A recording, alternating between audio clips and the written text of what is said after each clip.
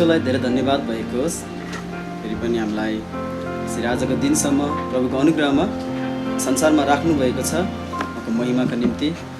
अनि फेरि हामीलाई यसरी अनलाइनद्वारा पनि प्रभुले सङ्गतिमा दिनुभएको छ। प्रभु धन्यवाद भएको होस्। आज भने म तपाईँहरूलाई यूहन्नाको सुसमाचारको पुस्तकबाट सुसमाचारको भाग लिएर आएको छु। तपाईँले मसँगै यूहन्नाको पुस्तक 8 अध्याय पल्टाउन सक्नुहुन्छ। यूहन्नाको सुसमाचारको पुस्तक 8 अध्याय।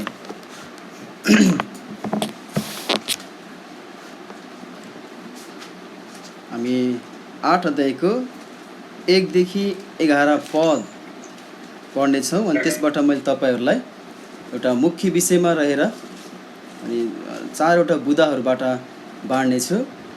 अनि यसबाट मैले तपाईँहरूलाई मुख्य विषय चाहिँ दिएको छु, ख्रीष्ट येशूले पापीहरूलाई प्रेम गर्नुहुन्छ। मुख्य विषय चाहिँ ख्रीष्ट येशूले पापीहरूलाई प्रेम गर्नुहुन्छ। यो चाहिँ मैले 11 पदबाट बनाएको छु। अनि यसबाट हामी 4वटा बुँदाहरू हेर्नेछौँ। नम्बर 1, प्रभु येशू दोष रहित हुनुहुन्छ, अर्थात् पाप रहित। प्रभु येशू दोष रहित हुनुहुन्छ। अनि नम्बर 2 बुँदा चाहिँ पाप स्वीकार गरेर मात्र मुक्ति पाइँदैन, यसबाट पश्चाताप गर्नै पर्छ। नम्बर 2 बुँदा पाप स्वीकार गरेर मात्र मुक्ति पाइँदैन, यसबाट पश्चाताप गर्नै पर्छ। नम्बर 3 बुँदामा चाहिँ प्रभु येशूले पापीहरूको पश्चातापको निम्ति मौका दिनुहुन्छ। प्रभु येशूले पापीहरूको पश्चातापको निम्ति मौका दिनुहुन्छ, अर्थात् पर्खनुहुन्छ। अनि अन्तिम र 4 बुँदा चाहिँ पापको क्षमा ख्रीष्ट येशूमा मात्र छ। पापको क्षमा ख्रीष्ट येशूमा मात्र छ। आउनुहोस् हामी यो खण्डलाई पढ्नेछौँ अनि त्यसपछि प्रार्थना गरेर हामी अघि बढ्नेछौँ। हुन्छ, तपाईँहरूले मसँगै त्यो खण्डमा हेर्नुहोला।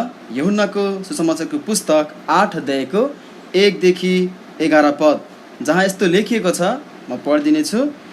तर येशू जैतुन डाँडामा जानुभयो अनि एक बिहानै उहाँ फेरि मन्दिरभित्र आउनुभयो। अनि सबै मानिसहरू उहाँका आए अनि उहाँ बस्नुभयो र तिनीहरूलाई शिक्षा दिनुभयो। अनि शास्त्री र फरिसीहरूले एउटा व्यभिचारमा पक्रिएकी स्त्रीलाई उहाँ कहाँ ल्याए अनि त्यसलाई बीचमा उभाएर तिनीहरूले उहाँलाई भने, हे गुरुज्यू, यो स्त्री व्यभिचार गर्दा गर्दै पक्राउ परेकी हो। अब यस्ताहरू ढुङ्गाले हानिनुपर्छ भनी मोसाले हामीलाई व्यवस्थामा आज्ञा गरेका छन्। तर तपाईँ नि के भन्नुहुन्छ? तर तिनीहरूले उहाँलाई परीक्षा गर्दै उहाँलाई दोष लगाउनका निम्ति केही कुरा पाइन्छ कि भनी भनेका थिए।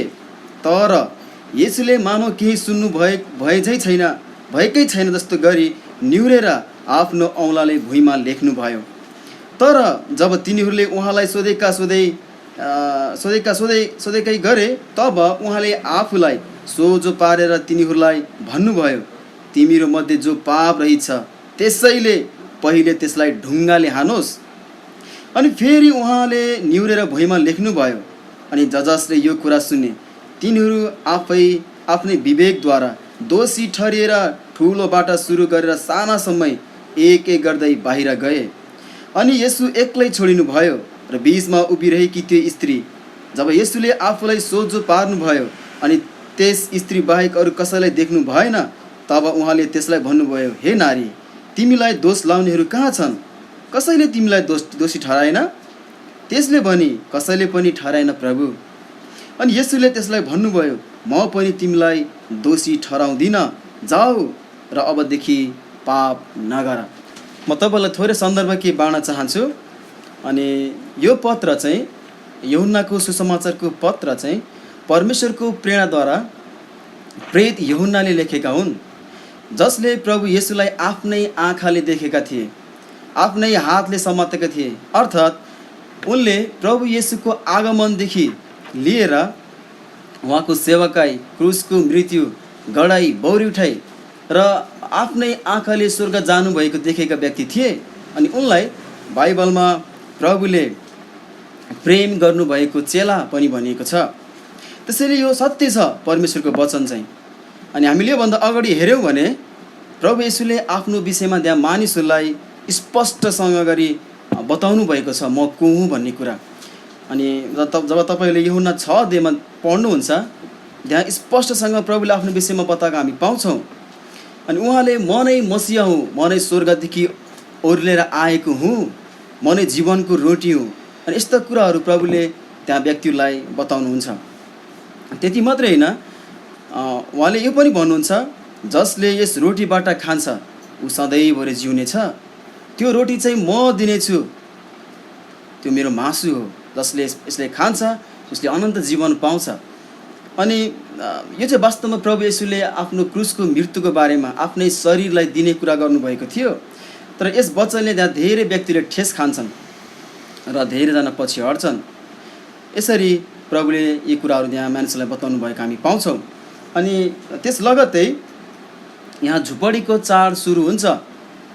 अनि त्यो चाहिँ इजरायलीले वर्षको एकचोटि मनाउने गर्थे, 7औं महिनाको 15औं दिनदेखि लिएर 1 हप्तासम्म। अनि यो चाड सुरु हुने लगत्तै यो घटना घटेको हामी पाउँछौँ। अनि यो चाडमा चाहिँ प्रभु येशूले पहिला भाइहरूलाई पठाउनुहुन्छ अनि आफू नजाने कुराहरू गर्नुहुन्छ। कारण त्यहाँ प्रभु येशूलाई त्यहाँ भएका अफिसरका मुख्य पुजारीहरू, शास्त्रीहरू, फरिसीहरूले प्रभु येशूलाई पक्रन र मार्न खोजिरहेका थिए, योभन्दा पहिला पनि। अनि जुन कुरा हामी यूहन्ना 5 अध्यायमा पाउँछौँ, जब त्यहाँ प्रभु येशूले 38 वर्षदेखि रोग लागेर पसिरहेको एउटा रोगी मानिसलाई निको पार्नुहुन्छ, त्यो पनि विश्राम दिनमा। अनि यो कुरा वास्तवमा तिनीहरूलाई सहन नसक्दो थियो। त्यति मात्र होइन, प्रभु येशूले आफूलाई परमेश्वरसँग बराबरी तुल्याउँदै मेरो पिता परमेश्वर हुनुहुन्छ भन्नुभएको थियो। अनि यो व्यक्तिले सुनिन्द्र गर्दैछ भनेर झन् बेसी उनीहरूले उहाँलाई पक्रन र मार्न खोजिरहेका थिए। अनि यो घटनामा पनि जुन खण्ड हामीले पढ्यौँ, यहाँ पनि यिनै फरिसी र यहुदीहरूले, यो शास्त्रीहरूले चाहिँ मौका खोजिरहेका छन् कसरी हुन्छ प्रभु येशूलाई दोषी ठहराउने र पक्रने र उहाँलाई मार्ने। अनि तर प्रभु येशूलाई दोषी ठहराउनलाई उनीहरू विफल हुन्छन्। अब यस खण्डमा आइपुग्दा प्रभु येशू जैतुन डाँडाबाट यरुसलेममा अनि आउनुभएको छ। यो चाहिँ त्यो झुपडीको चाड सकिएको भोलिपल्टको दिन थियो।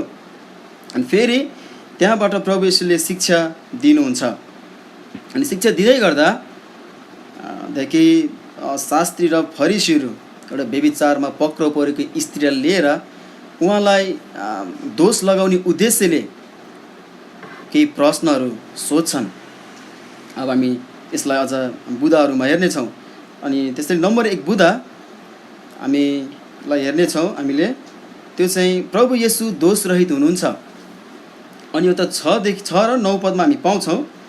अनि हामीले यो खण्ड अघि नै पढिसक्यो, फेरि पनि पढ्नेछौँ। 6 पद, तर तिनीहरूले उहाँलाई परीक्षा गर्दै उहाँलाई दोष लगाउनका निम्ति केही कुरा पाइन्छ कि भनी भनेका थिए। तर येशूले मानौ केही सुन्नु भएकै छैन जस्तो गरी निहुरेर आफ्नो औँलाले भुइँमा लेख्नुभयो। 9 पद। अनि हामी 7 पदको अन्तिम खण्ड हेर्नेछौँ, अन्तिम बुँदा हरफ त्यस्तो लेखेको छ, तिनीहरूलाई भन्नुभयो प्रभु येशूले, तिमीहरू मध्ये जो पाप रहेछ त्यसैले पहिले त्यसलाई ढुङ्गाले हानोस्। अनि फेरि उहाँले निहुरेर भुइँमा लेख्नुभयो। अनि जसले यो कुरा सुने तिनीहरू आफ्नै विवेकद्वारा दोषी ठहरिएर ठुलोबाट सुरु गरेर सानैसम्म एक एक गर्दै बाहिर गए। उनीहरूले एउटा व्यभिचारमा पक्राउ परेकी स्त्रीलाई उहाँको सामु खडा गरेका थिए। अनि ताकि एउटा न्यू पाऊँ भनेर उहाँलाई दोषी ठहराउनका निम्ति। तर त्यहाँ उनीहरूले मोसाले दिएको आज्ञा जुन व्यवस्थामा लेखिएको थियो, अनि त्यसलाई प्रयोग गरेर प्रभुलाई प्रश्न गर्छन्। अनि तर प्रभुले केही पनि नसुने जस्तै गरेर बस्नुहुन्छ। त्यो चाहिँ उनीहरूलाई सोच्ने मौका दिइरहनु भएको थियो है। अनि यदि प्रभुले चाहिँ हो हान्न, ढुङ्गाले हानेर मार भन्ने आज्ञा दिनुभएको भए तिनीहरूले उहाँलाई कति निर्दय कति निष्ठुर दया नभएको भनेर उहाँलाई दोषी ठहराउने सम्भावना थियो। अनि के अरे यदि उहाँले प्रभु येशूले यस्तै छोड्नुपर्छ भनेर भन्नुभएको भए उहाँले व्यवस्थाको विरोधमा जानुभएको कुराहरूले उहाँलाई दोषी ठहराउने थिए। तर उनीहरू विफल हुन्छन् है। हामी त्यो कुरा एकछिनमा हेर्छौँ, किनकि प्रभु येशू दोषरहित र सिद्ध हुनुहुन्छ है। अनि जुन कुरा हामीले पहिलो पत्रुस 2:22 नि पाउँछौँ, त्यसैले उहाँले व्यवस्थालाई इन्कार गर्नु हुँदैन, तर उहाँले बुद्धिमानी साथ ती व्यक्तिहरूसँग व्यवहार गर्नुहुन्छ। उहाँले पुरा व्यवस्थाको अधीनतामा रहेर आफ्नो जीवन जिएको कुरा हामी स्पष्टसँग हामीलाई थाहा छ है। अनि उहाँले आफ्नो जीवनकालभरि कुनै पनि पाप गर्नु भएन, उहाँ दोषरहित हुनुहुन्छ। यहाँसम्म कि उहाँलाई नै इन्कार गर्ने व्यक्तिहरूले पनि, उहाँलाई विश्वास नगर्ने व्यक्तिहरूले पनि उहाँमा कुनै दोष भेटाएनन्। एकचोटि हामी यूहन्ना 18 अध्याय पल्टौँ। उहाँलाई इन्कार गर्ने व्यक्तिहरू मध्येमा एउटा पिलातस, जसले प्रभु येशूलाई क्रुसमा टाँगेर मार्ने आज्ञा दिए। अनि त्यहाँ हामीले हेऱ्यौँ भने एकचोटि हामी पढ्नेछौँ यूहन्ना 18 अध्याय तपाईँले पढाउन सक्नुहुन्छ, 37 देखि 38 पद म पढ्नेछु। अवश्य तपाईँले फेला पार्नुभयो होला। यस्तो लेखिएको छ 37 पद, यसकारण पिलातसले उहाँलाई भने, तब के तिमी राजा हौ त? येशूले जवाब दिनुभयो, म राजा हुँ भनी तपाईँ नै भन्नुहुन्छ। सत्यका विषयमा गवाई दिउँ भनेर यसैका निम्ति म जन्मिएँ र यसैका निम्ति म संसारमा आएँ। हरेकले जो सत्य हो मेरो स्वर सुन्छ।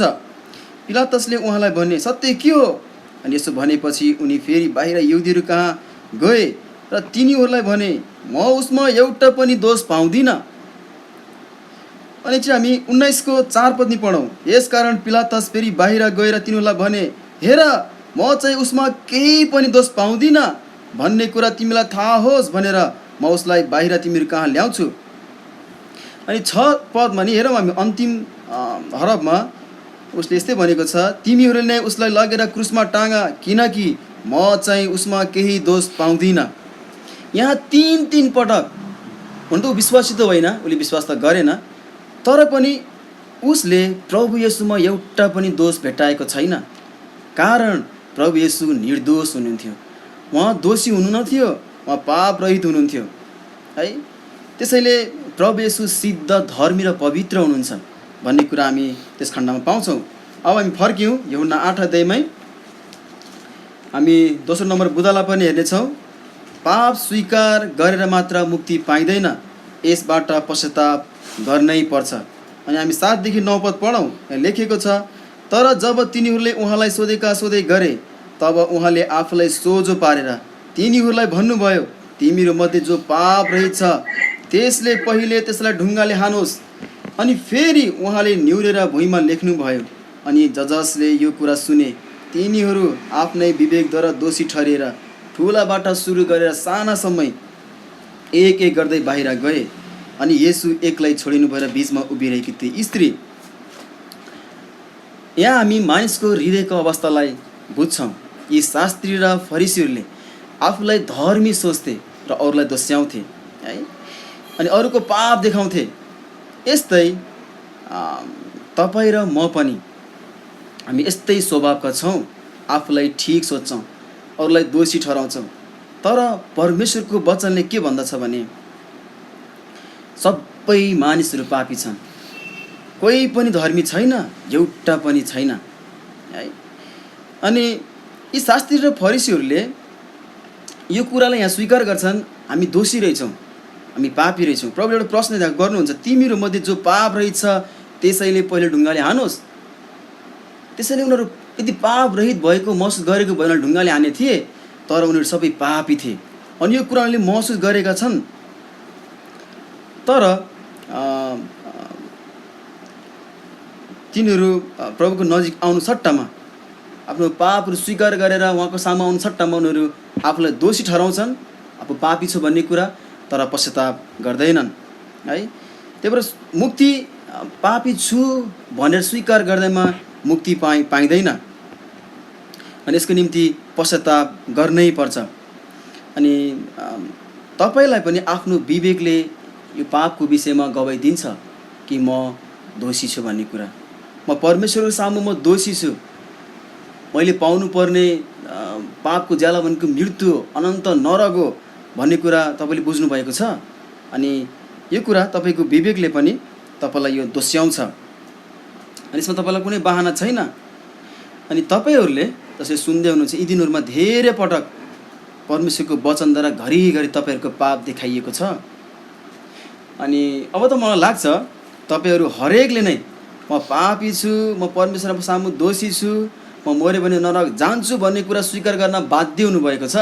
यो पटक पटक सुनाएको छ र हो तपाईँहरूले धेरैले यो कुरा स्वीकार पनि गर्नुभएको छ।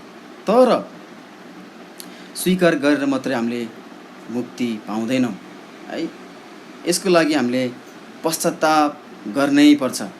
जुन कुरा यो शास्त्री र फरिसीले गरेनन्, पापी छु भन्ने कुरा त स्वीकार गरे तर पश्चाताप गरेनन्। तर पश्चाताप बिनाको विश्वास चाहिँ व्यर्थ हो है। तर एउटा पापीले गर्नुपर्ने हो त्यो स्वीकार पनि गर्नुपर्छ म पापी छु भनेर, त्यो सँगसँगै पश्चाताप पनि गर्नुपर्छ। र पश्चाताप र विश्वास भनेको सँगै जाने कुरा हो। अनि पश्चाताप गर भन्ने चाहिँ परमेश्वरको आज्ञा नै हो।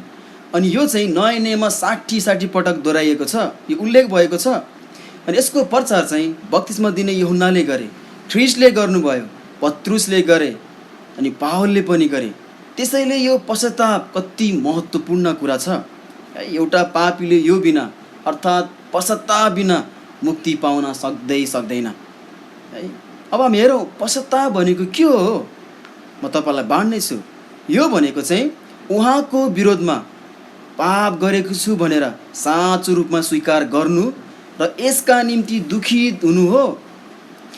पश्चाताप गर्नु भनेको मन फर्काउनु हो, दिशा बदल्नु हो, अर्थात् पापहरूबाट मूर्तिहरूबाट सत्य परमेश्वरतर्फ आफ्नो मन फर्काउनु हो। यो चाहिँ तपाईँले आफ्नो हृदयमा गर्नुपर्छ। यो हृदयको मामला हो है। अनि पश्चातापको माने चाहिँ प्रभु येशूलाई आफ्नो व्यक्तिगत प्रभु र मुक्तिदाता भनेर स्वीकार गर्नु हो। त्यसैले कोही व्यक्ति साँच्चै नै मुक्ति पाएको छ भने पश्चाताप गरेर ऊ एउटा नयाँ सृष्टि हो, ऊ ख्रिस्टमा छ अनि उसले नयाँ जन्म पाएको छ भनेर हामीलाई बाइबलले बताउँछ। अवश्य पनि यो कुरा हुन्छ। तर हाम्रो बिचमा कति व्यक्तिहरूले विश्वास गरे भन्नुभएको छ होला, तर पनि जीवन पहिला जस्तो थियो त्यस्तै छ। किनकि तपाईँको पश्चाताप सहितको विश्वास नभएकोले हो है। तपाईँले विश्वास त गर्नुभयो तर दिमागी विश्वास मात्रै गर्नुभयो, अनि त्यसले तपाईँको जीवनमा कुनै पनि परिवर्तन ल्याउँदैन। अर्थात् तपाईँले मुक्ति नै पाउनुभएको छैन है। त्यही भएर हृदय सहितको पश्चातापको विश्वासले मात्र हामीलाई मुक्ति दिन्छ अनि यसले जीवनमा परिवर्तन ल्याउँछ। यो चाहिँ साँचो मुक्तिको प्रतिफल हो। त्यसैले आज धेरै व्यक्तिहरूले विश्वास गरेको छु भन्नुहुन्छ तर त्यहाँ पश्चाताप छैन भने त्यो एउटा ठुलो भ्रम हो। तपाईँले आफूलाई थमथमाइरहनु भएको छ, त्यो व्यर्थ हो है। त्यसैले यहाँ सुन्नुभएकाहरू हरेकको लागि एउटा गम्भीर प्रश्न सोध्न चाहन्छु, तपाईँहरू कुन अवस्थामा हुनुहुन्छ? यो प्रश्न तपाईँको लागि गम्भीर बन्न सकोस्, तपाईँहरू कुन अवस्थामा हुनुहुन्छ? पावलले दोस्रो कोरिन्थी 13:5 यसरी भनेका छन्, तिमीहरू विश्वासमा छ कि छैनौ आफूलाई जाँच, आफूलाई प्रमाण गर, येशू ख्रिस्ट तिमीहरूभित्र हुनुहुन्छ भने के तिमीहरू आफ्नै विषयमा जान्दैनौ? यदि जान्दैनौ भने तिमीहरू निकम्म हौ, अर्थात् तिमीले मुक्ति पाएकै छैनौ भन्दैछन्। त्यसैले एउटा व्यक्ति भुलमा पर्न सक्दो रहेछ। आफूलाई जाँच्नुहोस् अनि पश्चाताप सहितको विश्वास तपाईँले गर्नुभएको होस् है। अनि यो बिना हामीले मुक्ति पाउन असम्भव छ। अब हामी तेस्रो बुँदालाई पनि हेर्नेछौँ। प्रभु येशूले पापीहरूको पश्चातापको निम्ति मौका दिनुहुन्छ, अर्थात् पर्खनुहुन्छ। अनि त्यो कुरा हामी 6देखि 9 पदमै पाउँछौँ। अनि यहाँ प्रभुले भुइँमा केही निहुरेर केही कुराहरू लेख्नुभएको कुराहरू पाउँछौँ। अनि दुई पटक यो यहाँ उल्लेख गरिएको छ। तर ठ्याक्कै उहाँले के लेख्नु भएको थियो भनेर हामी जान्दैनौँ। तर 7 र 8 पदलाई हेऱ्यौँ भने उहाँले यो किन गर्नुभएको उहाँको उद्देश्यलाई हामी जान्न सक्छौँ। प्रभु यीशुले यहाँ एउटा महत्त्वपूर्ण प्रश्न उनीहरूलाई भन्नुहुन्छ, अनि तिमीहरूमध्ये जो पाप रहेछ त्यसैले पहिले त्यसलाई ढुङ्गाले हानोस्। अनि यो भन्ने लगत्तै उहाँले फेरि भुइँमा निहुरेर केही कुरा लेख्नुहुन्छ। यहाँ केही समय दिँदै हुनुहुन्छ प्रभुले चाहिँ, ताकि ती व्यक्तिहरूले, ती फरिसी र शास्त्रीहरूले सोचोस्, मनन गरोस् र आफू पापी छु भन्ने कुरा स्वीकार गर्दै पश्चाताप हृदय लिएर प्रभु कहाँ आएर विश्वास गरोस् है। यो प्रभुको चाहना हो, यो इच्छा हो हरेकले मुक्ति पाएको। तर यिनीहरू त स्वीकार त गर्छन् तर पश्चाताप गर्दैनन्, बरु प्रभुबाट टाढा भएर जान्छन्। प्रियहरू हो जसले यतिका लामो समयसम्म सुन्दै हुनुहुन्छ र जो भर्खरै सुन्दै हुनुहुन्छ, तपाईँहरूको अवस्था पनि यस्तै छ। सुन्नुहोस्, तपाईँहरूलाई प्रभु येशूले धेरै प्रेम गर्नुहुन्छ। तपाईँहरू नष्ट भएको अनन्तसम्म नरकमा गएको उहाँ पटक्कै चाहनुहुन्न, तर बरु पश्चातापको लागि मौका दिनुहुन्छ र यसको लागि तपाईँतर्फ धीरज धर्नुहुन्छ है। मलाई 3 वर्ष लाग्यो साँचो मुक्ति पाउनलाई है, अनि तर त्यो निकै धेरै समय थियो। तर प्रभुले मेरो लागि धीरज धर्नुभयो र मैले 3 वर्षपछि प्रभुलाई साँचो रूपमा पाएँ। तर त्यो यतिकै समय लाग्नु वास्तवमा आवश्यक थिएन है। मेरो हृदयको कठोरताले गर्दा मलाई समय लाग्यो, तर प्रभुले मतर्फ धीरज देखाउनु भयो। त्यसरी नै तपाईँहरूलाई पनि प्रभुले धीरज धर्दै हुनुहुन्छ साँचो पश्चातापको निम्ति है। अनि यो सधैँभरि रहँदैन यो मौका चाहिँ। म गरौँला नभन्नुहोस्, किनकि अनुग्रहको समय सकिँदैछ, मुक्तिको समय सकिँदैछ है। त्यसैले मुक्तिको दिन अहिले नै हो, आजै हो। जब तपाईँ शरीरमा मर्नुहुन्छ तब ढिलो भइसक्छ। त्यसैले पश्चाताप गर्ने, पापहरू स्वीकार गरेर क्रिस्टमाथि विश्वास गर्ने भनेको अहिले नै, यो शरीरमा नै हो, यो जीवनमा नै हो, नत्र ढिलो भइसक्छ है। त्यसैले तपाईँहरूलाई यो मौका छ, तर भोलिको दिन तपाईँको जीवनमा छ या छैन त्यो तपाईँ जान्नुहुन्न। भोलि ढिलो भइसक्छ। प्रिय गम्भीर हुनुहोस् आफ्नो मुक्तिको विषयमा, पापको क्षमाको विषयमा। अब हामी अन्तिम र 4 नम्बर बुदालाई पनि हेरौँ। पापहरूको क्षमा ख्रीष्ट येशूमा मात्र छ। अनि 10 र 11 पद हामी पढ्नेछौँ। जब येशूले आफूलाई सोझो पार्नुभयो अनि त्यस स्त्री बाहेक अरू कसैलाई देख्नु भएन, तब उहाँले उसलाई भन्नुभयो, हे नारी, तिमीलाई दोष लाउनेहरू कहाँ छन्? कसैले तिमीलाई दोषी ठहराएन? त्यसले भनी, कसैले पनि ठहराएन प्रभु।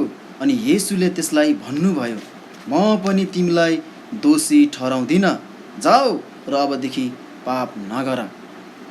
हामी यहाँ देख्छौँ यो स्त्री साँच्चीकै व्यभिचारीमा पक्राउ परेकी स्त्री थिए। अनि व्यभिचार गर्नु सत्य परमेश्वर सामु अत्यन्तै घिनलाग्दो कुरा हो, अनि यो पाप हो। तपाईँहरू र सारा संसार यही अवस्थामा छन् है।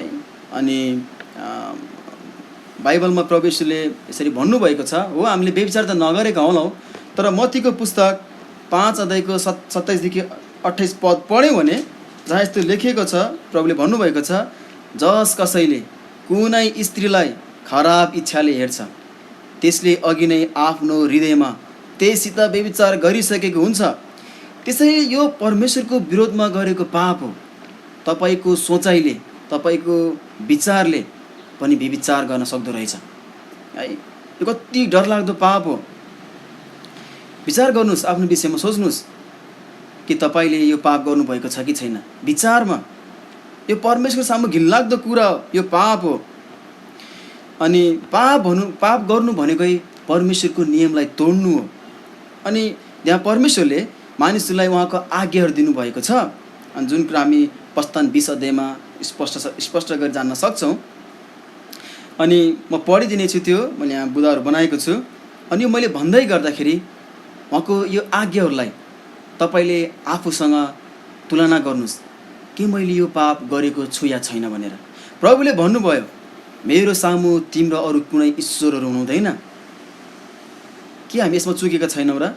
उहाँले भन्नुभयो, मूर्ति पूजा नगर, तिमीले परमेश्वरको नाम व्यर्थमा नल्याऊ, तिमीले विश्राम दिन पालना गर्नु, तिमीले आफ्नो बाबु र आमाको आज्ञा पालना गर्नु, तिमीले हत्या नगर्नु, तिमीले व्यभिचार नगर्नु, जुन कुरा हामीले भर्खरै हेऱ्यौँ।